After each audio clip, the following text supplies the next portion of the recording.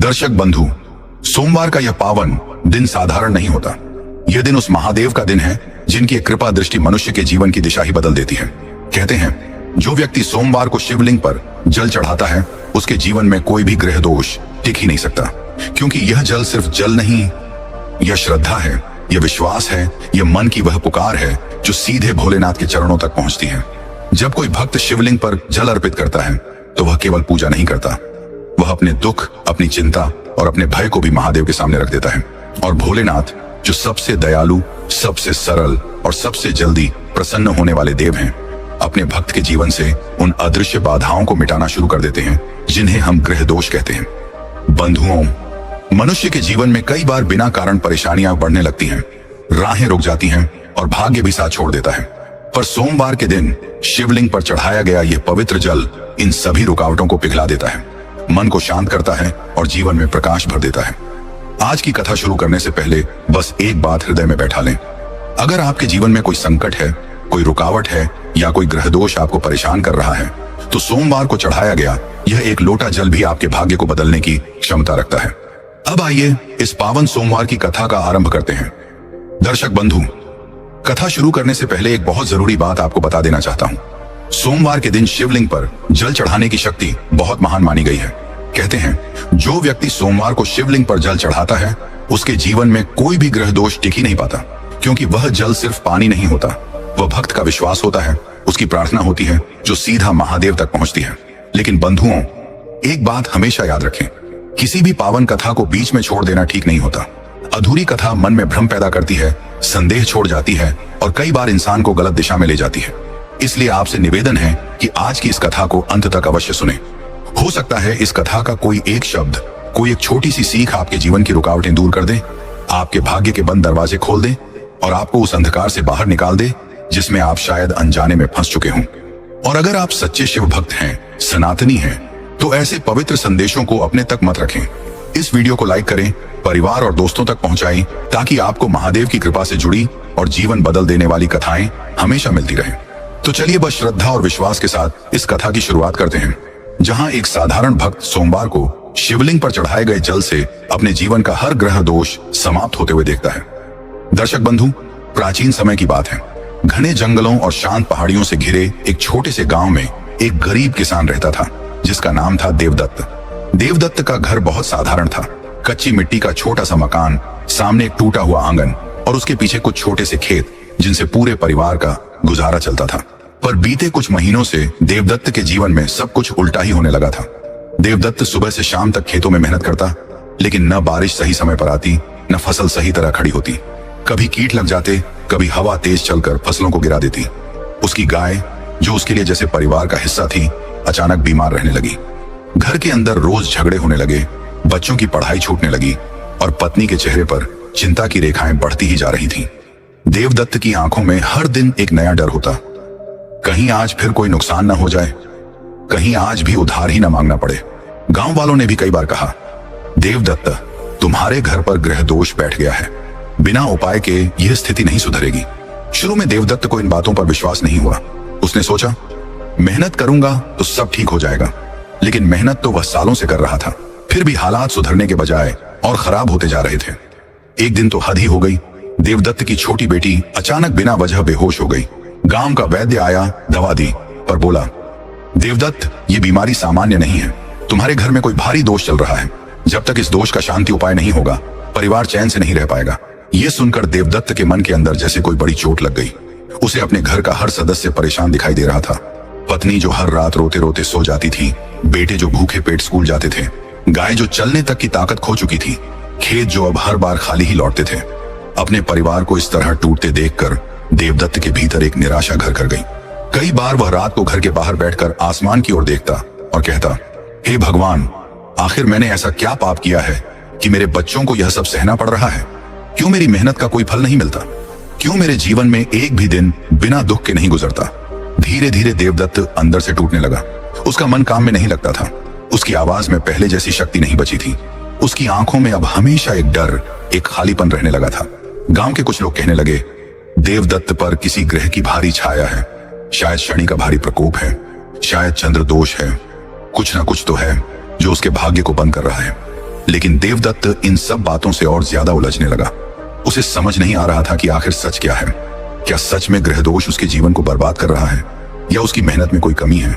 उसने कई तरह के उपाय किए, वैद्य की दवा, पूजा पाठ, जड़ी बूटी, पर कोई भी उपाय कारगर नहीं हुआ।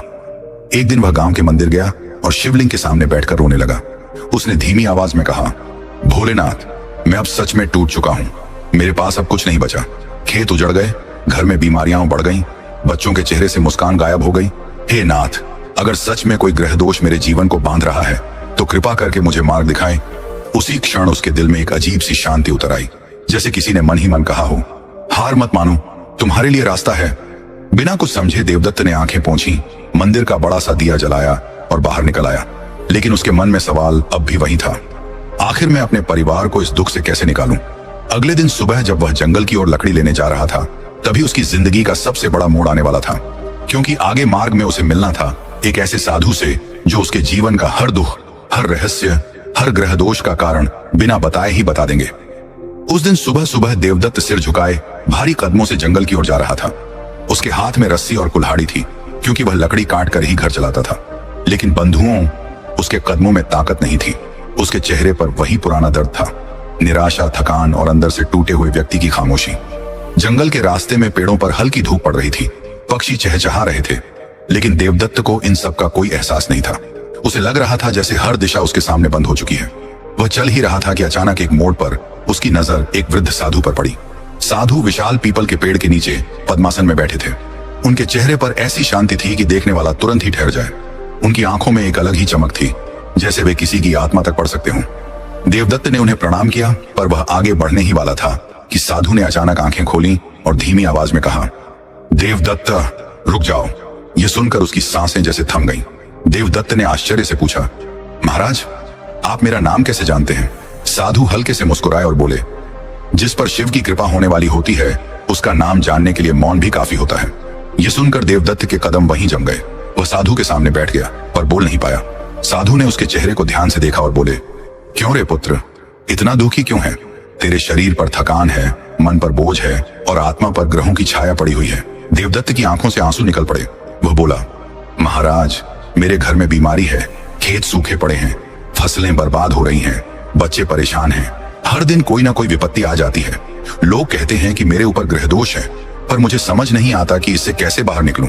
साधु ने आंखें बंद की, कुछ क्षण मौन रहे और फिर बोले, देवदत्त, तेरे घर में जो भी दुख चल रहे हैं वे सिर्फ बाहरी परिस्थितियां नहीं हैं। तेरे जीवन में ग्रह दोष इसलिए बढ़ा क्योंकि तू अंदर से टूट गया है। मन जहां कमजोर होता है, ग्रह वहीं आकर बैठते हैं। जहां विश्वास खत्म होता है, वहीं विपत्ति घर बना लेती है। देवदत्त चौंक कर बोला, तो क्या यह सब मेरी गलती है महाराज? साधु ने सिर हिलाया, गलती नहीं पुत्र, पर यह भी सत्य है कि जो मनुष्य अपने भीतर विश्वास नहीं रखता वह किसी भी समस्या का सामना नहीं कर पाता। और तेरे ऊपर जो ग्रह दोष है उसे मिटाने का एक ही उपाय है। देवदत्त उत्सुकता से साधु की ओर झुक गया। साधु बोले, सोमवार को शिवलिंग पर जल चढ़ाना शुरू कर दे। सच्चे मन से, बिना किसी लोभ के, बिना किसी भय के, केवल श्रद्धा से जल अर्पित कर, फिर देख तेरे जीवन के ग्रह दोष कैसे भागते हैं। देवदत्त ने थोड़ा डरते हुए पूछा, महाराज, क्या इतना सा उपाय मेरे इतने बड़े दुखों को मिटा देगा? साधु मुस्कुराए, पुत्र, उपाय बड़ा नहीं होता, मन की भावना बड़ी होती है। अगर तू एक बूंद जल भी सच्चे मन से चढ़ाएगा तो शिव तेरे जीवन के हजारों कष्ट दूर कर देंगे, क्योंकि शिवलिंग पर चढ़ा हुआ जल नकारात्मक ऊर्जा को काट देता है और ग्रह दोष को जला देता है। देवदत्त की आंखों में उम्मीद की चमक आ गई। साधु आगे बोले, लेकिन याद रख, जल चढ़ाना सिर्फ एक कर्म है, वास्तविक शक्ति तेरे विश्वास और नियम में है। सोमवार को बिना चूके, बिना देर किए मंदिर जाना, मन में किसी का अपकार न रखना और शिव का ध्यान AUM नमः शिवाय का जाप करते हुए जल अर्पित करना। देवदत्त की आंखें भर आईं। वह बोला, महाराज, अगर यह उपाय न हुआ तो, अगर मेरे दुख न मिटे तो? साधु ने अपनी लकुटी उठाई, जमीन पर एक रेखा खींची और बोले, यदि तू श्रद्धा और नियम से यह व्रत करेगा तो इस रेखा के आगे तेरे दुख कदम भी नहीं रख पाएंगे। यह वचन है महादेव का। यह सुनकर देवदत्त रो पड़ा। उसकी आंखों से आंसू बहने लगे। साधु ने उसका सिर सहलाया और बोले, अब समय आ गया है कि तू अपने मन पर पड़े इस अंधकार को हटाए, और इसका एक ही उपाय है, सोमवार को शिवलिंग पर जल अर्पित करना शुरू कर दे। लेकिन ध्यान रहे, जल केवल हाथ से नहीं, मन से चढ़ाना, श्रद्धा से चढ़ाना, बिना किसी डर और बिना किसी अपेक्षा के चढ़ाना। देवदत्त ने कांपती आवाज में पूछा, महाराज, क्या सच में इससे मेरे जीवन का ग्रह दोष मिट जाएगा? साधु मुस्कुराए। हाँ पुत्र, शिवलिंग पर चढ़ाया गया जल तेज, क्रोध, दुख और बाधाओं को शांत कर देता है। यह जल तेरे भीतर बसे डर को भी धो देगा। जब मन शांत होगा तो ग्रह दोष खुद ही पीछे हट जाएगा। सोमवार का दिन शिव का दिन है। इस दिन जो व्यक्ति सच्चे मन से जल अर्पित करता है, उसके भाग्य के बंद दरवाजे भी धीरे धीरे खुलने लगते हैं। वे आगे बोले, तू केवल जल अर्पित मत कर, अपने दुख भी शिव के चरणों में डाल देना। अपने बोझ, अपने डर, अपनी उलझनों को भी बहने दे उस जल के साथ। देखना, तेरे जीवन में ऐसा परिवर्तन आएगा जिसे तू आज सोच भी नहीं सकता। देवदत्त स्तब्ध था। उसके चेहरे पर पहली बार उम्मीद की हल्की चमक दिखाई दी। साधु ने अंत में कहा, जा पुत्र, विश्वास के साथ पहला सोमवार शुरू कर। ग्रह दोष उस मनुष्य के जीवन में नहीं टिक सकता जो नियम से शिवलिंग पर जल चढ़ाता है। महादेव स्वयं तेरे मार्ग से बाधाएं हटाएंगे। देवदत्त साधु से मिलकर लौट चुका था और उसके मन में पहली बार ऐसा विश्वास जागा था जिसे वह वर्षों से खोज रहा था। अगले दिन सोमवार था। सुबह होने से पहले ही उसकी आंख खुद ब खुद खुल गई। वह बिना किसी थकान के उठ बैठा, जैसे उसके भीतर कोई नई ऊर्जा आ गई हो। उसने स्नान किया, साफ कपड़े पहने और एक छोटा सा लोटा लेकर उसमें स्वच्छ जल भरा। जल भरते समय उसके मन में सिर्फ एक ही बात गूंज रही थी, आज मेरा पहला सोमवार है। आज मुझे महादेव के सामने अपने दुखों को सौंप देना है। वह मंदिर की ओर चला। पूरा गांव अभी सोया हुआ था, लेकिन देवदत्त के कदम हल्के और स्थिर थे, मानो किसी अदृश्य शक्ति ने उसे थाम रखा हो। मंदिर पहुंचकर वह सीधे शिवलिंग के सामने खड़ा हो गया। हल्की भोर की रोशनी शिवलिंग पर पड़ रही थी और ऐसा प्रतीत हो रहा था जैसे स्वयं शिवजी मुस्कुराकर उसका स्वागत कर रहे हों। देवदत्त ने कांपते हाथों से जल उठाया। उसके मन में ना कोई लोभ था, ना कोई डर, सिर्फ भक्ति थी। उसने धीरे धीरे शिवलिंग पर जल अर्पित करना शुरू किया और साथ ही मंत्र का जाप करने लगा। एयूएम नमः शिवाय, एयूएम नमः शिवाय। जैसे जैसे जल शिवलिंग पर गिर रहा था, देवदत्त को लग रहा था जैसे उसके मन का बोझ भी पिघल कर बह रहा हो। आंखों से आंसू गिर पड़े, लेकिन वे दुख के नहीं बल्कि राहत के आंसू थे। उसने एक बार फिर शिवलिंग को प्रणाम किया और मन ही मन कहा, हे भोलेनाथ, आज पहली बार आपकी शरण में आया हूं। मेरी सहायता करिए, मेरे घर के दुख दूर कर दीजिए, मेरे बच्चों को जीवन दीजिए। मन में अजीब सी शांति लेकर वह घर लौटने लगा, लेकिन उसे नहीं पता था कि घर पहुंचते ही उसे एक ऐसा चमत्कार देखने को मिलेगा जिसने उसके जीवन का विश्वास हमेशा के लिए बदल दिया। जैसे ही वह आंगन में पहुंचा, उसकी पत्नी दौड़ती हुई बाहर आई और चौंक कर बोली, देवदत्त, जल्दी देखो, ये कैसे हो गया।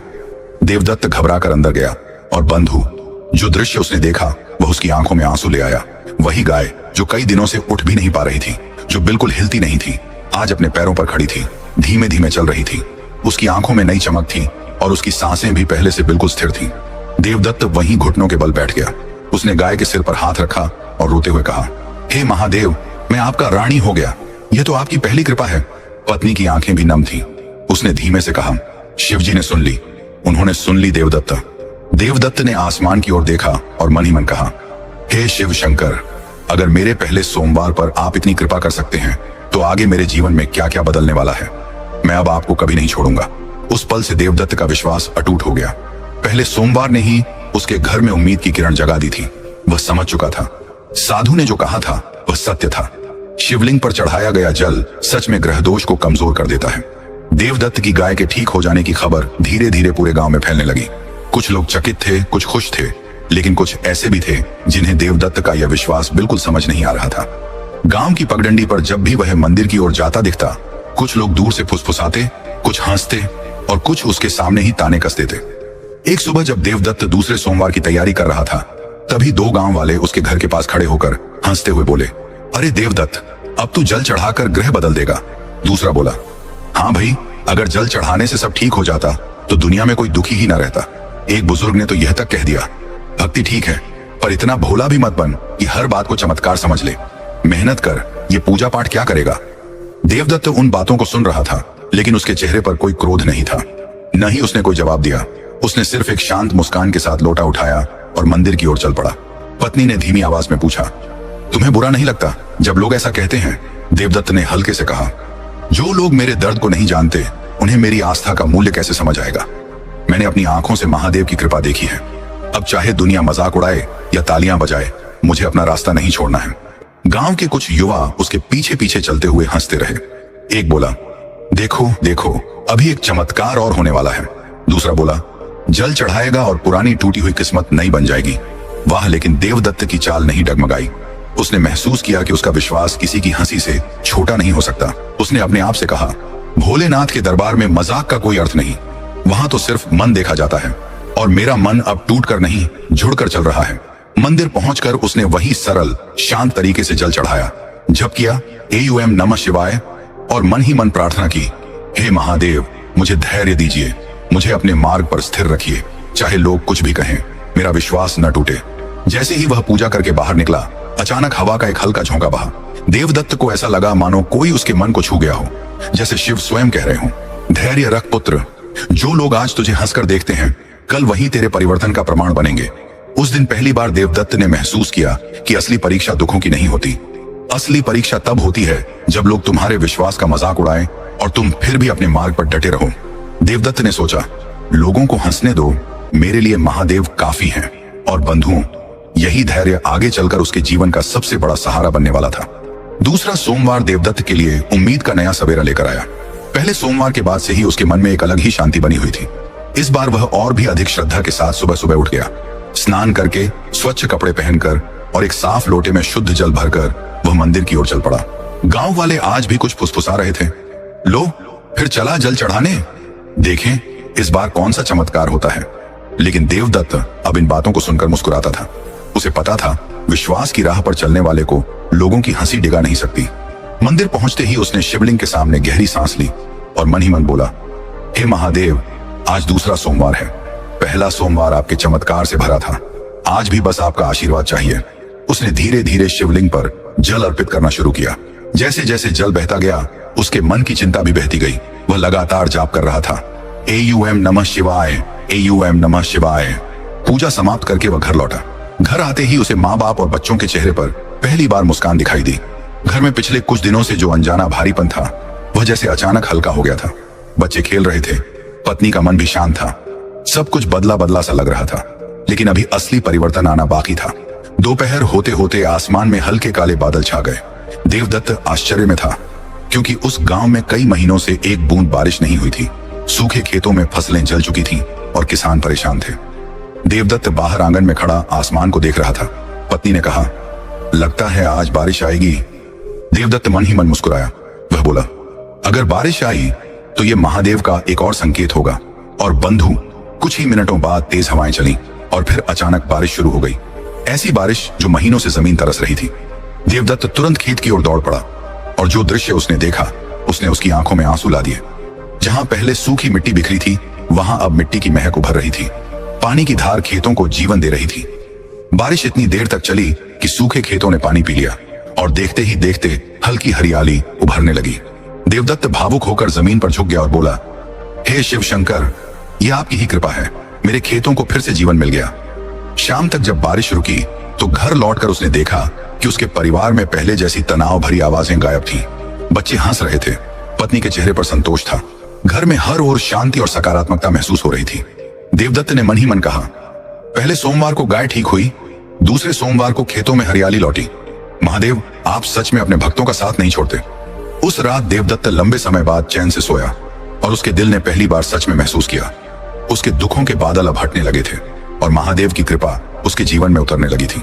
तीसरे सोमवार के आने से एक दिन पहले देवदत्त का घर फिर बेचैन हो उठा। शाम का समय था, हवा में हल्की ठंडक थी और देवदत्त मंदिर से लौटकर घर के आंगन में बैठा था। तभी उसकी पत्नी घबराई हुई दौड़ती आई और बोली, देवदत्त जल्दी आओ, हमारा बेटा अचानक बहुत बुरी तरह बीमार हो गया है। देवदत्त का दिल धक से रह गया। वह तुरंत अंदर भागा। उसने देखा उसका बेटा तेज बुखार में जल रहा था, सांसें भारी थीं और आंखों में अजीब सी बेचैनी थी। माँ उसे पंखा कर रही थी, मगर बच्चे की हालत और बिगड़ती जा रही थी। देवदत्त के मन में एक पल के लिए डर ने घर कर लिया। वह सोचने लगा, कल तीसरा सोमवार है और आज यह संकट क्यों आ गया? क्या महादेव मेरी परीक्षा ले रहे हैं? क्या यह मेरे विश्वास को परखने का समय है? गांव का वैद्य बुलाया गया। उसने नाड़ी देखी, दवा दी, लेकिन बोला, इसका बुखार असाधारण है, अगर सुबह तक राहत न मिली तो स्थिति गंभीर हो सकती है। यह सुनकर पत्नी रो पड़ी। देवदत्त भी अंदर से टूटने लगा, लेकिन उसने खुद को संभाला। वह बेटे के सिर पर हाथ रखकर बोला, बेटा हिम्मत रखना, महादेव सब ठीक करेंगे। उस रात देवदत्त की आंखें पल भर भी नहीं लगी।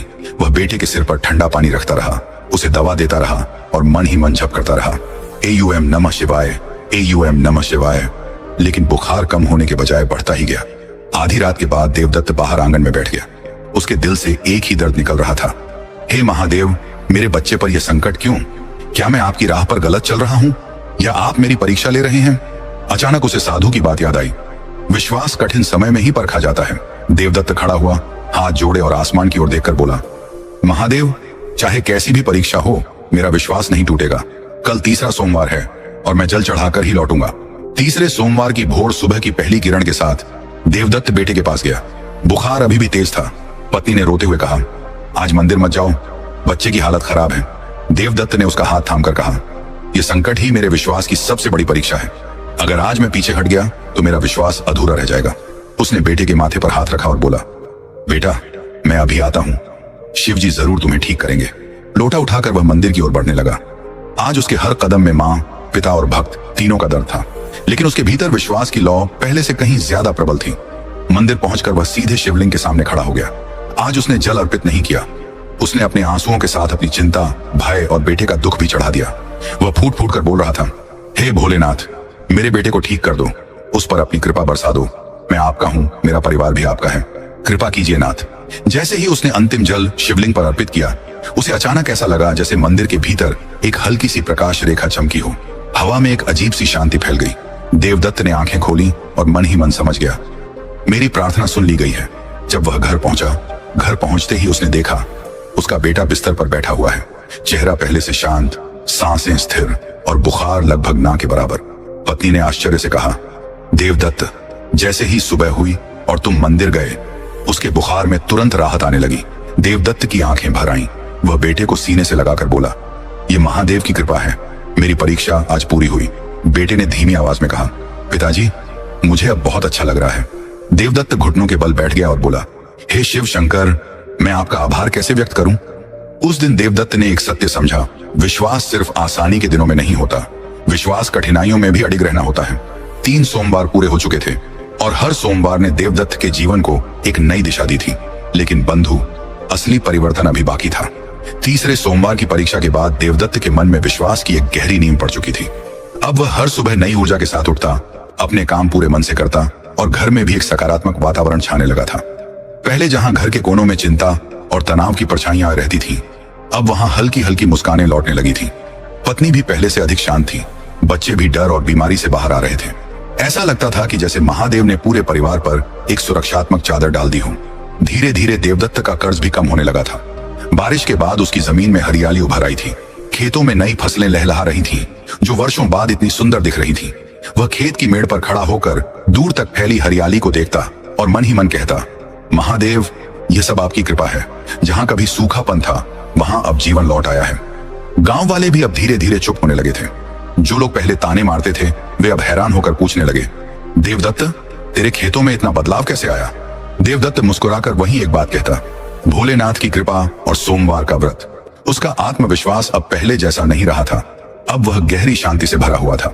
वह हर सुबह बच्चों के साथ बैठकर उन्हें सरल बातें सिखाता, पत्नी के साथ घर के छोटे छोटे कामों में मदद करता और शाम के समय खेतों में आराम से बैठकर प्रकृति को निहारता। सबसे बड़ा परिवर्तन यह था कि घर में झगड़े बंद हो गए थे। जहां पहले हर छोटी बात पर तनाव हो जाता था, अब वहां धैर्य, शांति और समझदारी आने लगी थी। पत्नी अक्सर कहती, देवदत्त, जैसे जैसे तुम सोमवार का व्रत करते जा रहे हो, घर में भी अजीब सी शांति आती जा रही है। लगता है महादेव खुद हमारे घर में कदम रख चुके हैं। देवदत्त भी महसूस करता था कि उसका मन पहले की तरह डरा हुआ नहीं रहता था। उसे लगता था कि महादेव उसके हर कदम के साथ हैं। उसका विश्वास इतना मजबूत हो चुका था कि अब कोई भी परिस्थिति उसे डराती नहीं थी। एक दिन जब वह खेत में हल चला रहा था, उसे अचानक याद आया कि जिन खेतों ने उसे कभी निराश किया था, वही खेत अब उसे नई उम्मीद दे रहे हैं। वह उसी मिट्टी को हाथ में उठाकर बोला, जहां भक्ति होती है, वहां असंभव भी संभव हो जाता है। बच्चे भी अब स्वस्थ और खुश रहने लगे थे। वे पहले डर के कारण बाहर खेलते नहीं थे, लेकिन अब पूरे गांव में दौड़ते भागते थे। पत्नी की आंखों में भी चमक लौट आई थी। वह हर शुक्रवार घर के सामने दीपक जलाती और कहती, देवदत्त, हमारा घर तो बदल ही गया है। देवदत्त को लगने लगा था कि उसका संघर्ष अब समाप्ति की ओर बढ़ रहा है। उसके जीवन में जो अंधेरा वर्षों से बैठा था, वह अब धीरे धीरे समाप्त हो रहा था। घर की दीवारों में भी जैसे नई ऊर्जा भर गई थी। हर सोमवार वह पहले की ही तरह मंदिर जाता, जल चढ़ाता और वही सरल प्रार्थना करता, हे महादेव, आप जैसे चाहें वैसे ही मेरा मार्ग बनाते रहिए। 3 सोमवार से जो परिवर्तन शुरू हुए थे, वह अब उसके पूरे जीवन में फैल गए थे। घर, खेत, परिवार सब महादेव की छाया में सुरक्षित और संतुलित हो रहे थे। लेकिन बंधु, ये तो सिर्फ शुरुआत थी। देवदत्त को पता भी नहीं था कि आने वाले दिनों में उसका जीवन एक बड़ा मोड़ लेने वाला है। एक ऐसा मोड़ जो न केवल उसके घर बल्कि पूरे गांव को बदल कर रख देगा। देवदत्त के जीवन में आए इन निरंतर परिवर्तनों को अब गांव वाले भी महसूस करने लगे थे। पहले लोग उसे देखकर ताने मारते थे, लेकिन अब वे चुपचाप उसे दूर से देखते, कभी उसके खेतों को निहारते, कभी उसके घर के वातावरण को देखते और फिर एक दूसरे से फुसफुसाकर कहते, देवदत्त का भाग्य सच में बदल गया है। धीरे धीरे गांव में चर्चा फैलने लगी। कई लोग उसके पास आते और पूछते, देवदत्त, तुमने ऐसा क्या किया कि तुम्हारी गाय ठीक हो गई? कैसे सूखे खेतों में हरियाली लौटी? कैसे तुम्हारे घर में शांति वापस आ गई? देवदत्त हर बार शांत मुस्कान के साथ वही एक बात कहता, मैंने सिर्फ सोमवार का व्रत शुरू किया और श्रद्धा से शिवलिंग पर जल चढ़ाया। बाकी सब महादेव का कृपा प्रसाद है। किसी को उसकी बात समझ आती, किसी को नहीं। कई लोग उसे ध्यान से सुनते, कई अनमने होकर चले जाते, लेकिन कुछ ऐसे भी थे जिनके मन में हल्की हल्की उम्मीद जागने लगी थी। वे सोचने लगे, अगर देवदत्त के जीवन में इतना बदलाव आ सकता है तो शायद हमारे जीवन में भी आ सकता है। एक दिन शाम के समय गांव के चौपाल पर कुछ लोग बैठे थे। बातों बातों में एक वृद्ध व्यक्ति बोला, देवदत्त पहले कितनी परेशानियों से घिरा था। उसका घर तो कभी शांत ही नहीं रहता था। अब देखो सब ठीक हो गया है। ये कोई साधारण बात नहीं है। दूसरा बोला, हाँ, मैंने भी सुना है कि वह 3 सोमवार से नियम से जल चढ़ा रहा है। क्या सच में शिवजी इतनी जल्दी कृपा कर देते हैं? तभी एक महिला बोली, अगर भक्ति सच्ची हो तो भगवान को देर नहीं लगती। देवदत्त का मन साफ है, तभी महादेव ने उसके दुख दूर किए। ये बातें देवदत्त ने भी सुनी। वह दूर खड़ा सब देख रहा था, सब सुन रहा था, लेकिन उसके मन में कोई घमंड नहीं आया। उसने सोचा, यह सब मेरी वजह से नहीं, शिवजी की वजह से हो रहा है।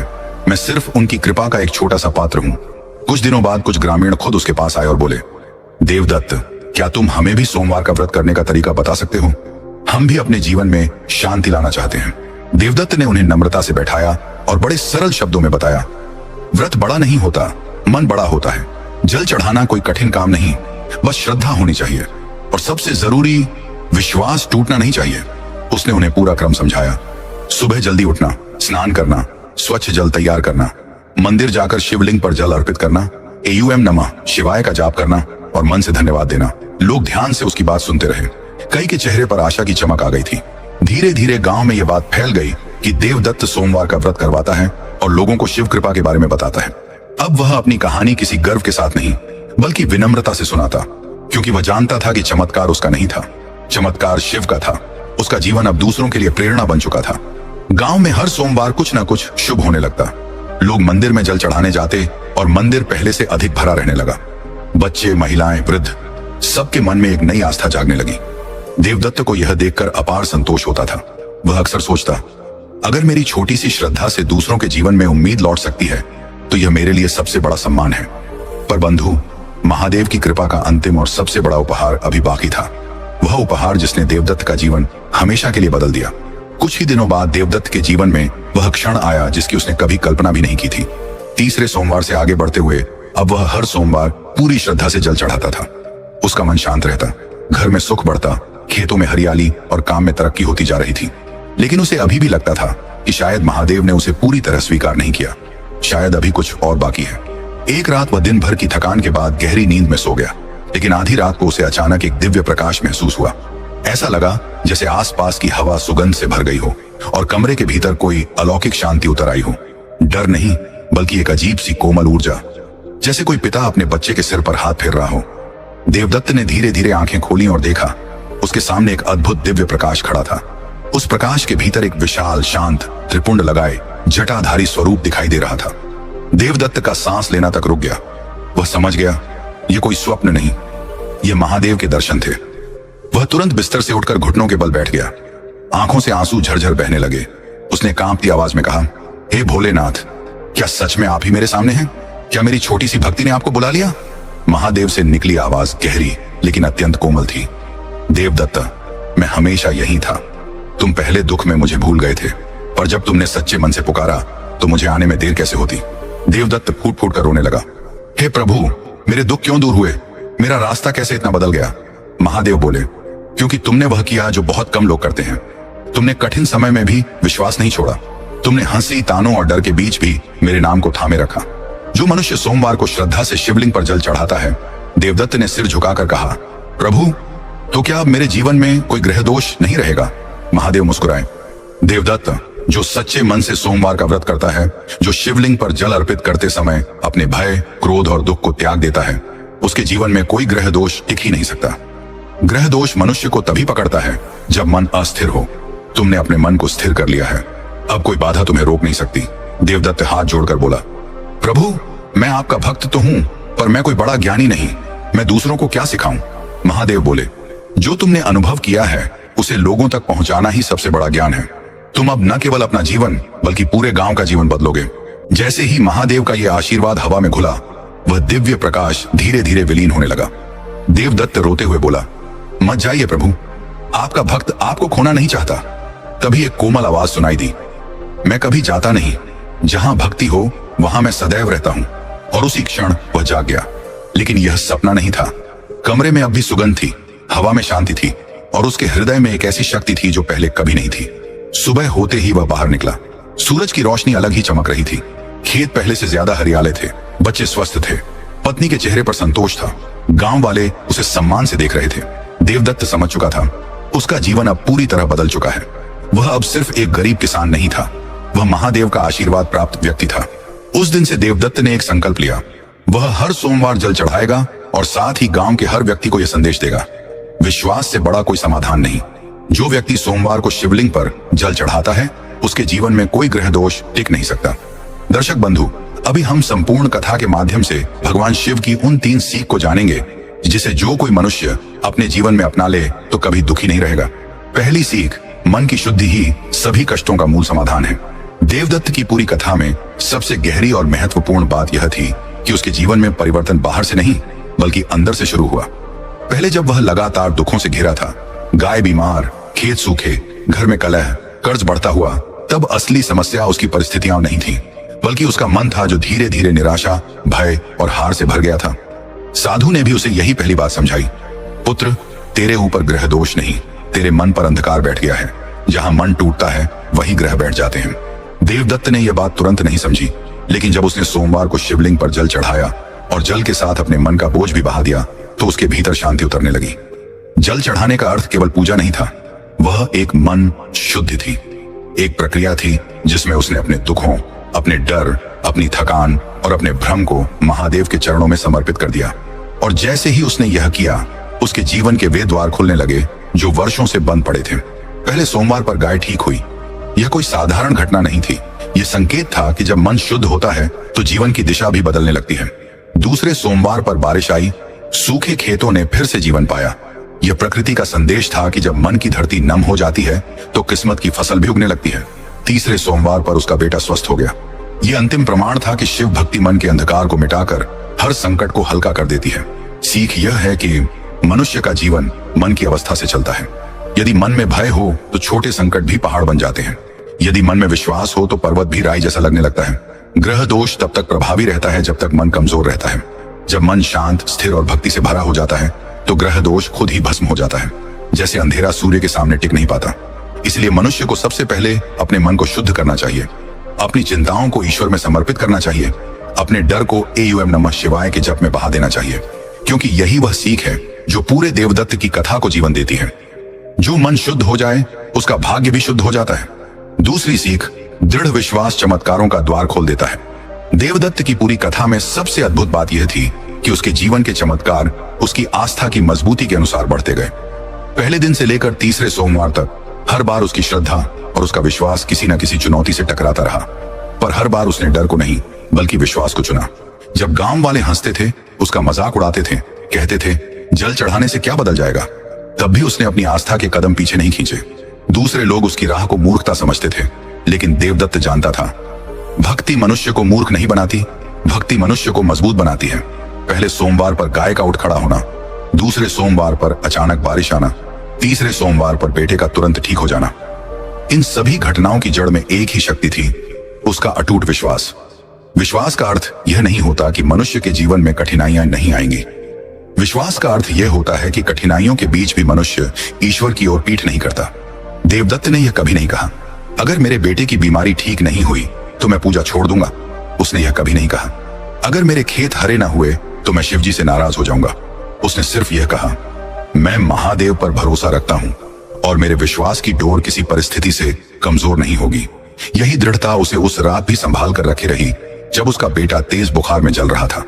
वह चाहकर भी मंदिर न जाने का निर्णय ले सकता था, लेकिन उसने कहा, हे प्रभु, यह मेरी परीक्षा है और मैं इस परीक्षा में अपने विश्वास को कमजोर नहीं होने दूंगा। यही उसका विश्वास था जो महादेव तक पहुंचा।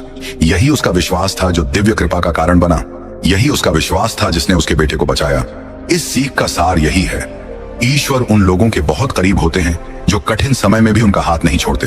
चमत्कार तब होते हैं जब मनुष्य का संकल्प परिस्थितियों से बड़ा हो जाए, उसका विश्वास दर्द से ऊंचा उठ जाए और उसकी भक्ति लोगों की हंसी से प्रभावित न हो। दुनिया कहती है चमत्कार देखने से विश्वास पैदा होता है, लेकिन महादेव कहते हैं विश्वास पैदा होने से चमत्कार होते हैं। तो मनुष्य को चाहिए कि वह अपनी भक्ति को किसी के तानों से न तोड़े, कठिनाइयों से न मोड़े और समय की मार से न बेच दे, क्योंकि देवदत्त की कथा यही प्रमाण है। दृढ़ विश्वास वह चाबी है जो भाग्य के बंद दरवाजों को खोल देती है।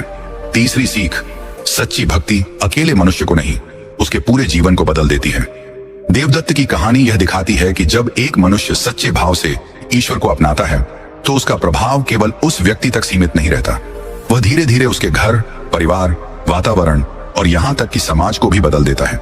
देवदत्त जब शुरुआत में शिवलिंग पर जल चढ़ाने गया था तब वह अकेला था, टूटा हुआ, थका हुआ और जीवन से निराश।